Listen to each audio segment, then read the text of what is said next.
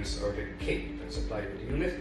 So within the kit we have our heat pump interface, we have our lead that joins the interface to our heat pump, and then we've got two sensors that are supplied with the unit. So we've got our tank temperature sensor and our buffer temperature sensor. Both of these are 5 meters each.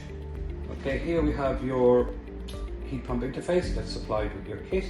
Now this would generally be fitted indoors, somewhere accessible so the customer can see it, generally covered in the cylinder location.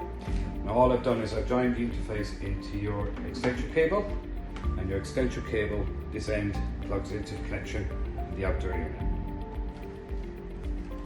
Now with the cover removed, or the side panel removed, we can see that we've got our main power supply connections here. We've got your live, neutral and earth.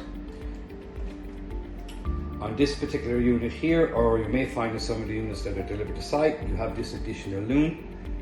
This is not necessary, so these can be removed and discarded.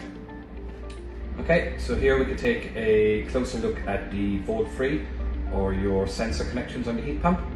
So number 9 and 10 is your TT sensor, so that's your tank temperature sensor. Now, when the unit is delivered, we have a little resistor already pre-fitted in number 9 and 10. So if you have a cylinder being installed, you would just remove the two connections here and wire in your tank temperature sensor into number 9 and 10.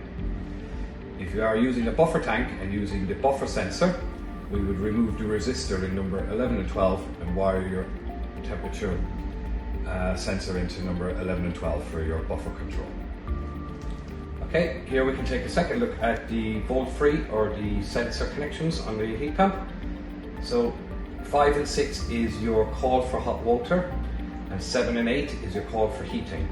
So when the unit is delivered, these are linked out, i.e. they're constantly on.